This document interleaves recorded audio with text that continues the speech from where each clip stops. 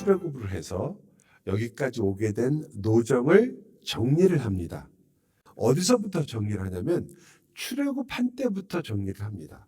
그래서 성경에 이 민수기 33장에 이스라엘의 출애굽 여정이 쫙 나와요. 수많은 도시의 이름이 나옵니다.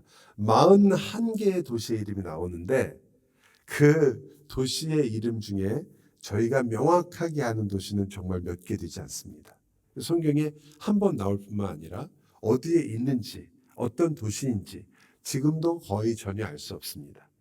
물론 그 이름이 가지고 있는 어원이나 그 단어의 뜻을 좇아서 많은 분들이 이 단어가 가지고 있는 의미가 이런 의미이기 때문에 이스라엘의 여정이 이런 식으로 됐다라고 설명하려고 시도하는 분들이 계시지만 여러분이 히브리어의 어원을 찾는다는 말에 너무 큰 감동을 받으셔서는 안 됩니다. 왜냐하면 대부분의 히브리어의 어원을 명확하게 결정하기가 그렇게 쉽지 않기 때문이죠. 그렇기 때문에 어원만을 가지고 어떤 단어의 뜻을 유추해내기보다는 문맥이 훨씬 더 중요합니다. 그런데 우리가 알고 있는 33장의 문맥은 그 도시의 이름을 명확하게 알려주는 문맥들이 아니에요.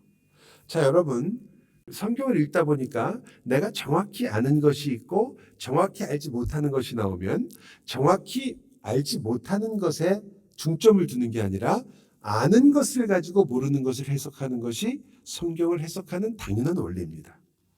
그러니까 여기서 도시에 집중하고 야 이런 도시 이런 도시가 어디냐가 중요한 게 아니라 하나님께서 우리에게 성경을 기록하신 이유 중에 하나는 그 도시의 이름이 중요한 것이 아니라 이스라엘이 어디서부터 나와서 어떻게 그 여정을 지냈냐가 굉장히 중요하다고 보는 거예요. 그래서 첫 번째로 우리가 이 33장에 나와 있는 세 가지 중요한 키워드가 있다고 보는데 그 중에 첫 번째가 놀랍게도 하나님께서 이 행진한 대로 그 여정을 기록하라고 하신 거예요. 도시의 이름도 정확하게 모르는데 지금 우리가 그런데 이 여정을 꼭 기록하라고 하신 거예요. 자, 기록하게 한 이유를 우리가 이제 지금 추적해 보려고 하는 거죠. 그 첫 번째 이유를 우리는 기록하게 한 이유는 잊지 말고 기억하라는 거죠. 너희가 어디서부터 와서 어디로 하나님께서 이끌어가고 있는가를 너는 기억해야 된다. 그러니까 제일 처음에 뭘 기억하라고 말하냐면 애굽을 기억하라고 얘기합니다. 여러분이 이 이야기의 처음을 저희가 한번 볼게요. 3절을 보십시오. 3절, 33장 3절. 그들이 첫째 달 15째 날에 람셋을 떠났으니 이게 람셋이 어디예요? 바로 국고성을 만들었던 애굽 땅입니다. 그리고 그 바로 근처에 고센 땅이 있었단 말이에요. 거기서부터 떠났으니 곧 유월절 다음 날이라. 자, 유월절이라는 말을 일부러 집어넣은 이유는 이스라엘이 출애굽할 때 어떤 일이 벌어졌는가를 기억하게 하기 위한 거죠. 그러니까 여러분 이 성경을 읽으면서 어떻게 보면 하나님께서 수많은 것들 중에서 이 사건의 내용을 기록한 이유는 그것들로부터 얻는 중요한 이유가 있기 때문입니다. 너희가 이 출애굽 여정을 모세에게 기록하라고 한 이유 중에 하나는 바로 너희가 어디서부터 나왔느냐, 그리고 하나님이 너희를 어떻게 거기서 건져내느냐를 기억하라는 거죠. 여러분과 저로 친다면 우리의 신앙생활에서 하나님이 끊임없이 우리의 삶 속에서 정리하시고 다시 기록하시고 다시 우리들에게 보여주시고 싶으신 것은 너희가 어디에서부터 구원을 받은 존재인가를 생각하는 겁니다. 그리고 어떻게 구원을 얻었느냐. 유월절, 즉 어린 양의 피로 구원받았다는 것을 기억하라. 저는 이런 것을 볼 때마다 우리가 얼마나 그런 부분에 있어서 연약한 사람인가를 항상 기억합니다. 스펄전 목사님이 어느 날 굉장히 슬프게 기도하면서 우셨다고 그래요. 그래서 성도가 목사님 왜 이렇게 슬퍼서 우셨습니까? 뭐 어려운 일이 있으십니까? 목회가 힘드십니까? 이렇게 물어봤더니 그 스펄전 목사님이 이렇게 대답을 하셨어요. 오늘 기도를 하려고 예수 그리스도의 십자가를 생각했는데 십자가를 생각하는데도 내 마음에 떨림이 없고 하나님 앞에 감사가 나오지 않습니다. 그래서 너무 마음이 아파서 울었습니다. 그렇게 이야기를 하셨습니다. 바로 이런 것을 할 수 있는 이유가 어디 있나요? 기억하기 때문입니다. 기억하기 때문이죠. 내가 어디서 왔는지, 하나님께서, 그리스도께서 나를 위해서 어떤 대가를 치르셨는지, 그 대가를 치르고 건져낸 내 인생이 여전히 이렇게 부족한데도 나를 끝까지 버리지 않는 그 아버지를 내가 오늘도 함께 섬기고 있다는 것, 사랑하고 있다는 것, 이 자리에 와서 그 말씀을 듣고 있다는 것이 너무나 놀라워서 우리가 하나님 앞에 다시 나가게 되니까요. 기억하라는 거죠.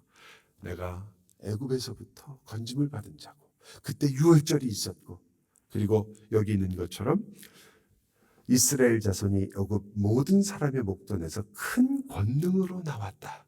그 권능이 어떤 것인지를 4절에서 설명합니다. 한번 읽어볼까요? 4절 같이 읽겠습니다. 애굽인은 여호와께서 그들 중에 치신 그 모든 장자를 장사하는 때라.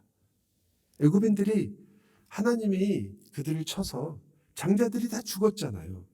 장례식을 하고 있는 그날에 이스라엘 백성들은 나왔습니다. 여호와께서 그들의 신들에게도 벌을 주셨더라. 10가지 재앙을 얘기하는 거죠. 저희 출애굽기 강의할 때 기억나세요? 개구리가 아니라 사실은 개구리 신하고 연관이 되어 있었던 거죠. 나일강이 아니라 나일강의 신들과 연관이 되어 있던 거죠. 그들을 다 벌하셨느니라. 하나님이 홀로 위대하신 하나님이라는 것을 그 10가지 재앙을 통해서 보여주셨던 거죠. 이것이 왜 기억하게 하는 걸까요? 거기엔 또 하나의 중요한 이유가 있습니다. 이제 모세와 이스라엘 민족들은 모압 평지에서 가나안을 바라보고 있었습니다.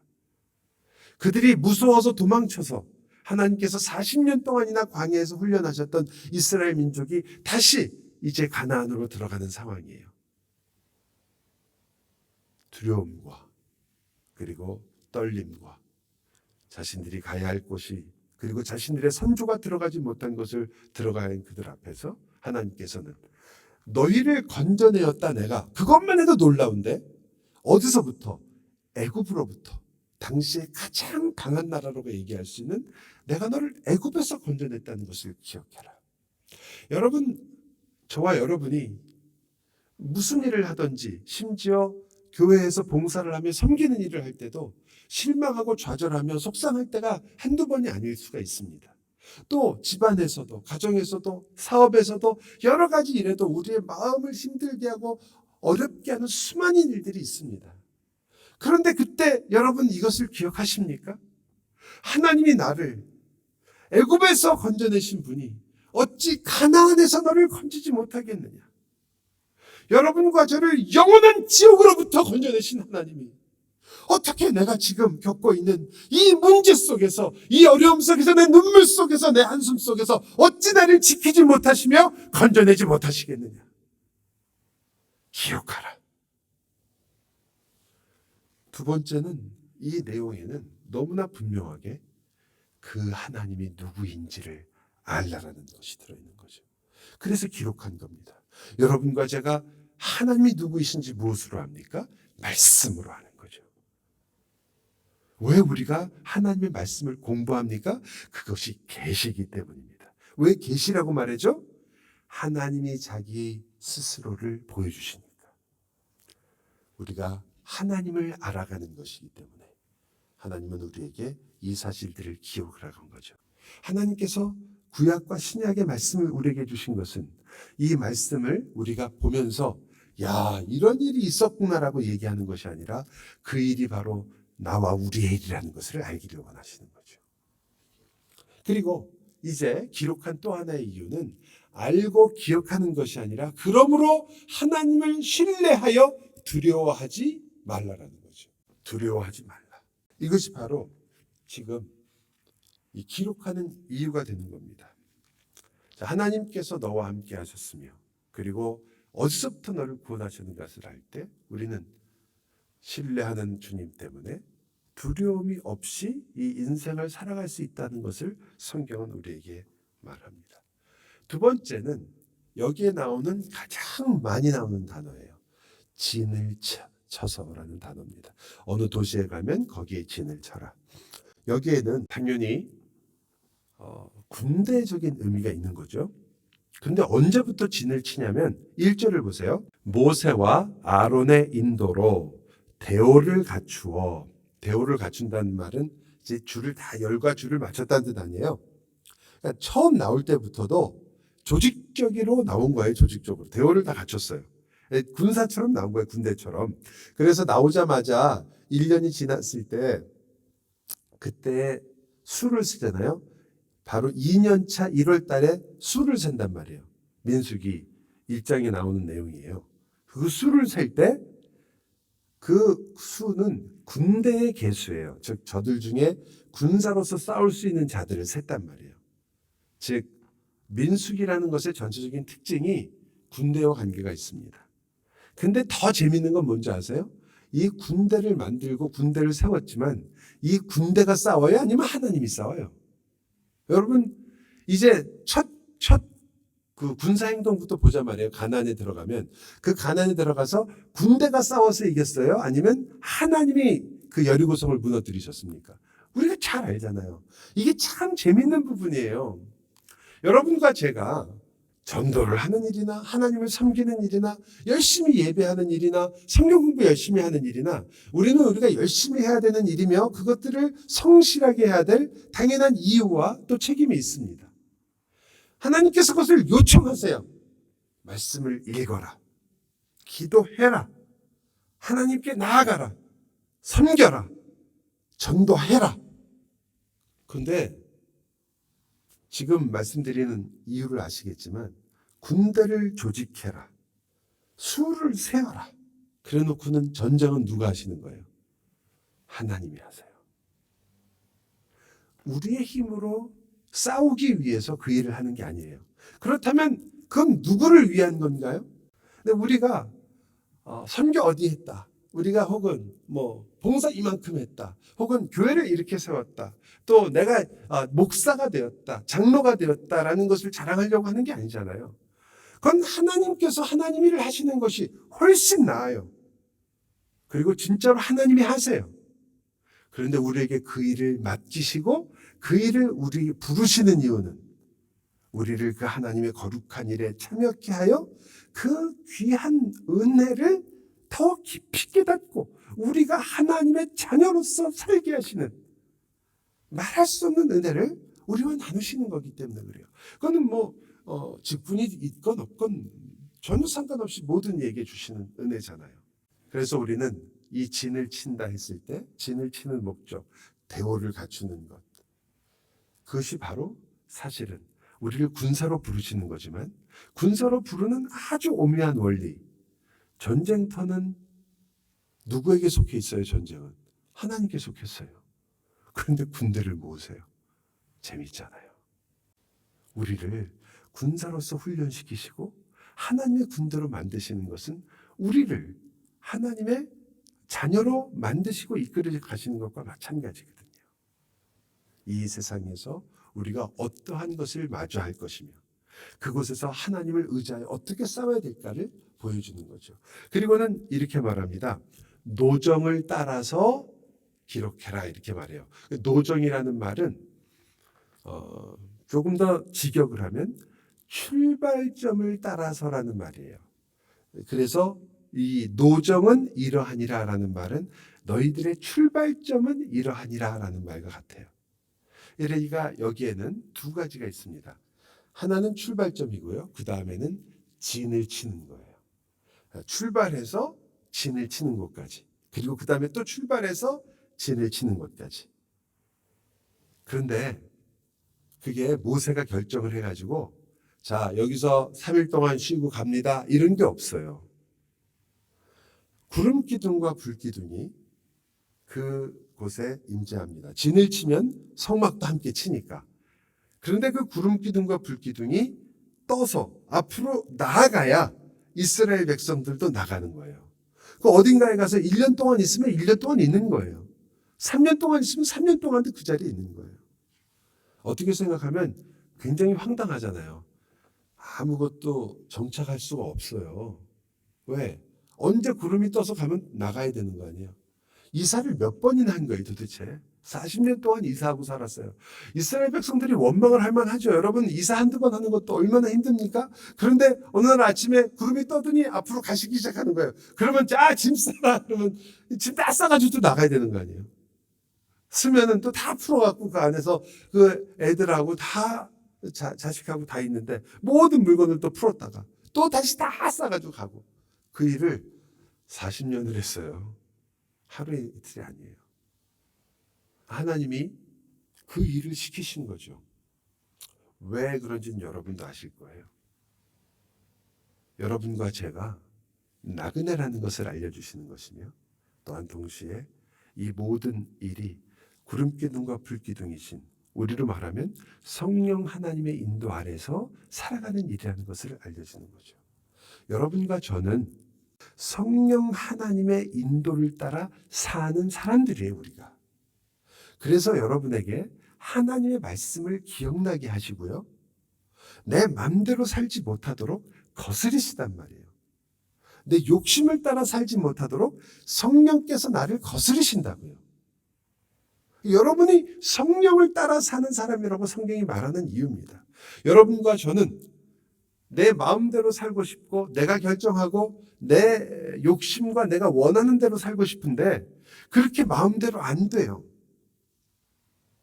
왜? 내 안에서 끊임없이 말씀을 기억나게 하거나 혹은 성령을 따라 사는 삶이 나를 거스리게 하니까. 갈라디아서의 말씀 그대로입니다. 우리는 육체를 따라 사는 것 같지만 사실은 성령 하나님께서 그 육체를 거스르기 때문에 그 말은 무슨 뜻이에요? 성령이 우리 안에서 거하시며 우리와 함께 살고 계시다는 뜻이에요. 그러면 여러분은 성령의 인도하심을 구하며 성령 하나님을 쫓아 살기를 구하고 있는 것도 사실이지만 여러분의 삶은 성령 하나님의 인도함으로 사는 사람들이에요. 다른 거 없어요. 우리는. 그 인도가 우리를 떠나지 않기 때문에 저희가 그 한 발자국 한 발자국을 걸어가고 있습니다. 수많은 실수가 있고요. 원망이 있으며 그리고 눈물이 있고 아픔이 있어요. 하나님을 시험하기조차 했어요. 그러나 신약에서 바울이 말하는 것처럼 너희는 저들과 같이 행하지 말자. 그것이 모두 다 우리에게 교훈이 되었다. 자, 세 번째 우리에게 있는 중요한 키워드는 가나안에 들어가거든이라는 단어입니다. 가나안에 들어가거든 너희는 이것을 기억해야 된다. 첫 번째는 들어가서는 그 가나안 민족들을 다 쫓아내거나 진멸해야 된다. 이것은 우리가 종말론적인 언어라는 것을 알게 됩니다. 하나님께서 이들을 심판하실 날을 기다리는 이유이기도 해요. 이것은 종말에 있을 영원한 심판의 미니어처, 조그만 이러한 미니 모양입니다. 이것을 단순히 그냥 이스라엘 민족들이 하나님의 약속의 자녀니까 어디 가서든지 다른 모든 사람을 쫓아내고 우리가 살 수 있다라고 그렇게 해석하는 것은 정말 잘못된 해석이 될 수 있는 거죠. 이 말씀은 바로 이제 영원한 하나님의 나라에 들어갈 이스라엘 백성들이 가나안에 들어가는 것처럼 우리가 계시록에 보면 마지막 전쟁이 반드시 있어야 돼요. 그냥 들어가는 게 아니에요. 우리가 잘 알고 있는 아마겟돈 전쟁이라고 말하는 하나님의 아들이신 예수 그리스도를 쫓아 일어난 하나님의 군대와 마지막까지 하나님을 거역하려고 하는 사탄과 그 따르는 것들과 싸워야 하는 전쟁이 있으면 그때 모든 것을 진멸하게 된단 말이에요. 그때는 남김이 없이 다 죽인다고요. 다 모두 다 무지경 속으로 들어가는 거예요. 그 일을 상징적으로 보여주는 거예요. 그 상징적인 일을 보여주기 위해서 하나님이 400년을 기다리시는 거죠. 아모리 족속의 죄가 관영하여 심판받기 마땅할 때까지 기다리셨습니다. 이 땅에서도 하나님께서는 공의를 이루시려고 한 거예요. 그런데 이 사건 자체는 우리가 다시 그렇게 살으라는 말이 아니라 이걸 따라서 너희도 예수 안 믿는 사람이 있으면 다 쫓아내고 죽여라 이런 게 아니라 이걸 오해해갖고 옛날에 진짜로 그렇게 했잖아요. 십자군 전쟁도 비슷한 거거든요. 그게 아니라 영원한 나라에서 일어날 일들을 보여주는 그림자였습니다. 그래서 하나님의 거룩과 성결을 위해서 산다는 것을 보여준 거죠. 저와 여러분도 하나님의 거룩함을 드러내기 위해서 삽니다. 거룩함이라는 것은 피상적인 기분이 아니에요. 거룩함이란 말은 너희는 이 세상과 구별된 자라는 모습을 보여주며 살아야 된다는 거예요. 이 말은 여러분과 제가 세상에서 살아갈 때 세상 사람들과 똑같은 방식과 똑같은 가치관으로 살지 못한다는 뜻입니다. 너희는 이 세대를 본받지 말고 오히려 분별해야 되고 그리고 하나님의 뜻을 따라 사는 모습을 보여줘야 되는 거죠. 그게 우리가 사는 방식이 다르다는 겁니다. 우리는 원수를 위하여 기도하는 사람들입니다. 여러분과 저는 나에게 상처를 준 사람을 용서하는 사람들입니다. 다르죠. 쉽다고 누가 그래요? 쉽지 않아요. 하나님이 여러분에게 이거 한번 이렇게 하면 다 되는 일처럼 결심만 하면 되는 일처럼 말씀하신 거 아니에요. 이렇게 말씀하세요. 너희는 세상을 본받지 말고 이 세대를 본받지 말고 하나님의 뜻이 무엇인지를 분별하여 이 세상에서 거룩하게 살아야 되는 사람들이다. 목에 힘을 주고 내가 하나님의 자녀로서 나는 이제 나는 대단한 자리를 가지고 있는 사람이다라는 그런 좋은 자부심이 아니라 자기의 자존감이나 자기의 자만감을 높여서 사는 사람들이 아니고 그래서 나는 당신들과 다르다 나는 구원받은 사람이다라는 것을 자랑하며 살라는 것이 아니라 구별되게 살으라는 거예요. 다르단 말이에요. 오히려 세상 사람들에게 하나님의 사랑이 무엇인지를 보여주며 살아라. 세상 사람들이 우리가 사는 걸 보면서 이게 다르구나. 예수 믿는 사람들은 정말로 사랑하는구나라는 것을 깨닫도록 살아라. 그것이 바로 우리가 거룩하게 산다는 뜻입니다. 그 다음은 당연히 너희가 그곳에 가서는 우상, 하나님을 섬기면서 다른 것들에게 너희의 마음을 숙이고 무릎을 꿇어서는 안 된다. 이것은 여러분 우리가 누누이 다른 부분이기 때문에 한 가지만 말씀드릴게요. 여기서 말하는 우상의 가장 근본적인 모습은 여러분의 욕심입니다. 우리의 욕심이 우상을 만들어내니까요. 언제나. 왜 돈이 우상이 됩니까? 우리가 돈을 좋아하니까요. 욕심이 잉태한 즉 죄를 낳는다고 그러잖아요. 그 죄의 본질적인 성격이 우상이거든요. 그래서 계속해서 우리는 수도 없는 우상들을 만들어내고 나 자신도 우상이 되고 자식도 우상이 되고 내가 하고 있는 많은 것들이 우상이 되기 쉽습니다. 하나님은 그것과 끊임없이 싸우기를 원하시는 거예요. 내 안에서 우상을 다 없앴습니다 라고 말하는 게 아니라 끊임없이 그 우상과 싸워야 된다는 거 말하는 거예요. 그것이 우리의 모습입니다. 여러분과 제가 우리의 신앙을 정리할 때 맨 처음 것은 기억하라는 과거예요. 그렇죠? 진지를 구축하는 것은 현재입니다. 영적인 전쟁 속에 우리가 있어요. 그리고 사실 가나안에 들어가거든 이것은 미래적인 사건들입니다. 원래는. 하지만 그 미래적인 사건 때문에 이스라엘은 현재 광야에서 사는 방식이 달라졌습니다. 가나안에 들어갈 것이 아니면 이들은 가나안이 아닌 다른 곳에서 정착하여 살면 됩니다. 그렇잖아요. 꼭 거기 들어갈 필요가 뭐가 있어요. 그런데 가나안에 들어가는 것이 목표이기 때문에 거기에 따라서 광야에서 훈련을 받은 거예요. 따라서 우리는 우상이 모두 깨져야 하는 이 마지막 전쟁을 보면서 우리가 얼마나 우상과 싸워야 하는지를 알게 되는 겁니다. 마지막으로 땅을 기업으로 받을 것을 우리가 기억하고 그것을 바라보게 됩니다. 곧바로 받을 땅이 아니에요. 그러나 하나님께서는 너희가 이제 땅을 기업으로 받을 것이다 얘기하죠. 땅을 기업으로 받는다는 말은 여러분이 천국에 가면 거기 여러분 소유로 땅이 이렇게 한두 평씩 있는 게 아니라는 걸 아시죠? 땅을 기업으로 받는다는 것은 하나님의 것을 같이 공유한다는 뜻입니다. 이게 땅이 하나님 거예요. 너희들 것이 아니다. 내가 나의 모든 것을 너희와 함께 한다는 것을 보여주는 거죠.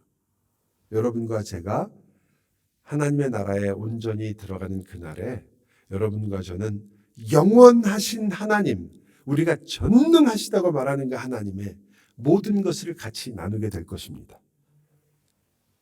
그리고 그것을 즐거워하게 될 거예요. 생각만 해도 짜릿한 이야기지만, 그러나 짜릿하기만 한 이야기가 아니라 오늘 그래서 우리가 그 하나님의 기업으로 받을, 우리가 영원한 기업으로 받을 그 하나님의 모든 것들을 그리스도 예수 안에서 우리가 같이 누리기 시작했다는 것을 성경이 또한 증명하고 있기 때문에 이 미래의 사건은 미래에서 멈추지 않습니다. 여러분, 이 얼마나 민수기가 우리에게 보여주는 이 요약이 그리고 정리가 여러분과 저의 신앙의 정리와 얼마나 같습니까? 모세도 역시 이스라엘에게 말합니다. 기억해라.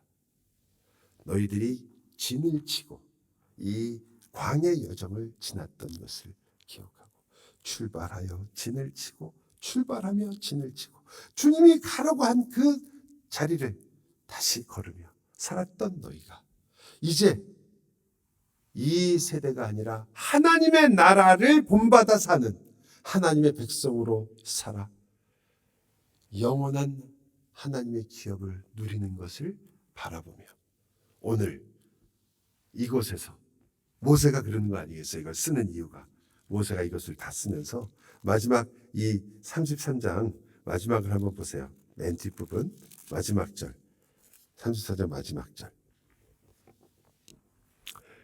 너희들이 그곳에서 만약 이 일들을 하지 않으면 너희는 이런 어려움을 겪게 될 것이다. 그러면서 55절 너희가 만일 그 땅의 원주민을 너희 앞에서 몰아내지 아니하면 너희가 남겨준 자들이 너희의 눈에 가시와 너희의 옆구리에 찌르는 것이 되어 너희가 거주하는 땅에서 너희를 괴롭게 할 것이요 나는 그들에게 행하기로 생각한 것을 너희에게 행할 것이다.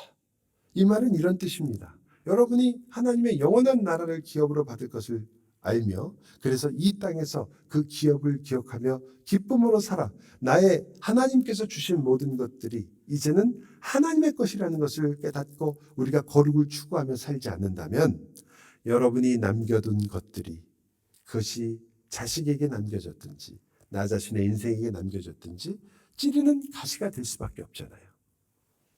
여러분은 그것들과 싸울 수밖에 없어요.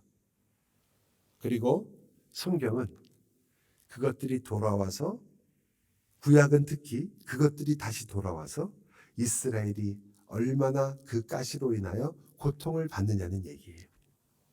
그리고 신약에 와서 주님께서는 그러한 고통받는 일이 아니라 내가 이 모든 것을 온전히 정복할 것이니까 그 그리스도 안에서 이제 너희는 승리의 기쁨을 누리는 것을 배워야 된다고 말하는 거죠. 조금 달라졌죠? 자, 구약에서는 여러분이 그 옆구리 때문에 고생하게 될 것이다. 신약에서도 분명히 고생하는 것 같아요. 우리가 주님의 뜻에 온전히 나를 다 드리지 않으면 그렇지 못하기 때문에 내가 고생하는 것 같아요. 그러나 신약은 좀 달라요. 여러분이 하나님께 온전히 드리는 게 아니라 예수님께서 여러분을 하나님께 온전히 드리셨어요. 그렇기 때문에 여러분과 저는 이스라엘처럼 그것이 찔려서 포로로 또 잡혀가는 일을 하는 게 아니라 그 안에서 회개케 하여 우리로 하여금 어그러진 길을 다시 걷게 해서 영원한 하나님의 자녀로의 그 자리에 이르기까지 그리스도의 창성한 분량에 이르기까지 주님께서 여러분을 놓지 않고 끝까지 동행하며 함께 가서 우리를 반드시 그 자리에 가게 하신다는 것이 십자가의 은혜인 것입니다. 누리시기 바랍니다. 기도합시다.